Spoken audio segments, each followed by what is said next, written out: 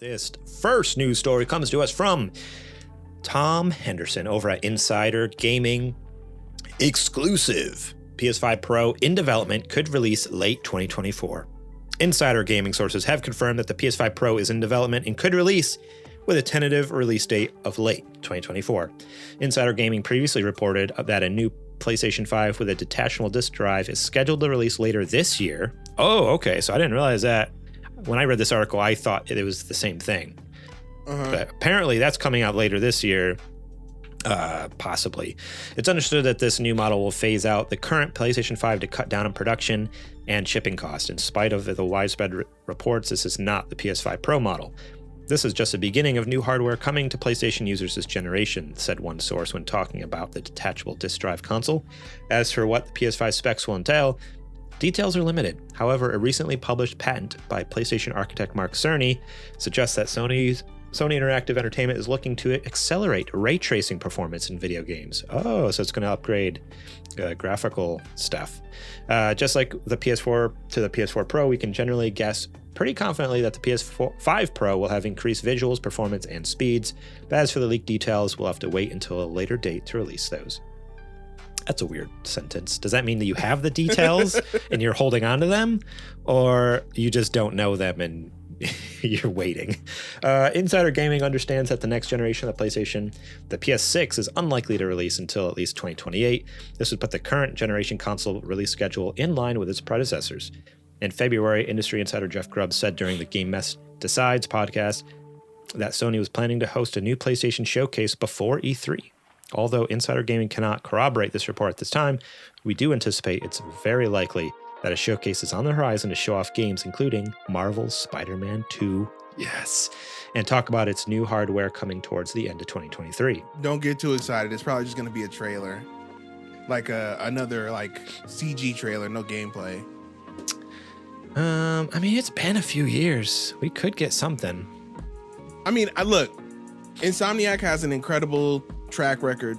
They can honestly not say a word and then just put the game out on release day, and most likely it's gonna knock people's socks off. So yeah. So as far as this PS5, I did not realize the part that there is reports already that essentially a quote unquote PS5 Slim is coming out later this year. I didn't realize that. That's interesting. But yeah, and then same source is also saying that next year we could be getting a PS5 Pro. How does this make you feel? Because you kind of mentioned it to me all before the show, so that's why I'm directing it back at you. But you just got your PS5. How do you feel about there could be a price drop here with the PS5 Pro, or a better version, a price drop with the PS5 Slim, or a better version of the PS5 Pro that you could have possibly got your hands on? I feel like for the revision, that's fine. It's just going to be what I have already, right? If it's a detachable disk drive. I think I would think about if they, and I think this would be an incredibly smart thing of them to do, is to sell the disk drive on its own. Because I would love to be able to play a Blu-ray movie every now and again. That's what I assume when they say detachable disk drive. That's what I picture in my head is you can buy the console and then buy an attachment that slaps on the bottom of it or something. That's right. That's what I think of when I hear those words. But maybe I still have a gang of Blu-rays and stuff like that are way out of print for stuff that I can't. A whole shelf full, yeah. Right. That I can't get rid of because they're worth a lot of money and they're stuff that are not on streaming services at the moment. Yeah. So it'd be nice to watch those every once in a while. It would absolutely not be for games. I'm never going to buy another physical game. Not doing it. But yeah, I would love to be able to do that. So that really doesn't concern me at all. That basically what they're saying is they're phasing out the disc version of the PS5. That's what it sounds like to me. Yeah, I guess so. I mean, with the option still to get a disc drive, but they're going to make a smaller unit, right? With a and it's just going to be the digital unit. And then for all the people that want a external drive, you can go and buy one. Or you can get one bundled together, whichever way you want to do it. Yeah. But yeah, that's the only thing. And I think I was right And a lot of people were kind of pushing back that, oh, they're gonna have the PS6 is gonna have a disk drive. I don't think so. I don't think so. I don't think the PS5. I don't think the PS6 either. Or I don't think the next Xbox is gonna have a disk drive. I think this is it. Yeah, I think the PS5 is kind of like the intermediary, kind of like in between, like inner evolutionary kind of like weird, like a little like, do we have disk drive or not? We don't know, but it's like right. you can tell the direction they're going. It's like, okay, like because with the PS4 they never made a diskless version. Like it was just the disc version. So like, oh wow, we got PS5 and there's the diskless version. There's two different versions here. It's very obvious the direction they're going. So yeah, I'm right there with you. By 2028, if estimates are correct based off of previous iterations of the PlayStation, that's still 5 years out. Like I could easily see digital being the main way people are doing things. It already is in Europe, isn't it? Like it's over, what is it, like 70% of all purchases of games now are digital? Wow. Somewhere around there. I haven't heard that. That's crazy though. I mean, I'm sure it's up there in most places, honestly. I think the only thing that would hold people back with digital stuff is internet access and storage space. Like it's like the fact that the PS5 is only 512 gig, and like that's kind of a bummer, which hopefully in the whatever the new Slim and the new Pro is, like they correct that and add like at least a terabyte. Yeah. If not two, because even with like the PS4 Pro, you get the 2 terabyte one, right? There's like a 2 terabyte one, I think. I feel like there was only one, but you could Was there one? Well, that's the thing with those is you can always add more storage too. Maybe that's what it was. I think I swapped my PS4 hard drive out for a 2 terabyte one, but yeah, it was always. I think it was so max easy. Was a terabyte out of the door. Yeah. But yeah, the biggest thing is going to be, like you said, internet speeds and storage management. I think that Sony is, and Microsoft, I think they're done, being scared of my physical games. I need them on the disc crowd, because that's not where the money is anymore. Yeah. The majority of people are buying them digital. So, yeah. Man, thinking about that, like I agree wholeheartedly. Like I think, all right, yeah, let's just go digital. That's what I've been doing for the last couple of years now. But man, I can just see it now. The literal riots in the street of people who are like, I need my physical game from my collection. Look. Oh man, I'm tired of it. I'm tired of it. Lose their minds. I'm tired of it. Okay, you don't even get. If you go and you buy a copy of, I'm trying to think of a PS4 game right now. If you go and you buy a launch version copy of, I'll say, Horizon Zero Dawn, and you try to play that game with no internet access on a regular PS4 in 20 years, you won't be able to do it. You won't be able to do it. Yeah. There's going to be so many updates and all this extra data added on, and really all you're buying is the install file on the disc. Right. Yeah, that's with most games. Like you even buy Call of Duty and all it is just a key. Like you download the other 120 gig off the internet when you put it in anyways. So at this point, you're right. Like discs are useless other than just to be able to show off a quote unquote collection on your wall. Stop being valuable after Xbox One, the first Xbox, PS2, and GameCube. The second you could start downloading stuff from the servers is when that's it. You didn't need it anymore. And developers realize that too. I mean, to the point where they're even developing their games in such a way where, like, a lot of times at launch, like you're saying, they're busted. It's not even the whole game. They're just busted. It's not the whole game, and it's busted. We'll put this part on the disc so it could install the heavy part, and then we'll push the rest of the game as a day one update.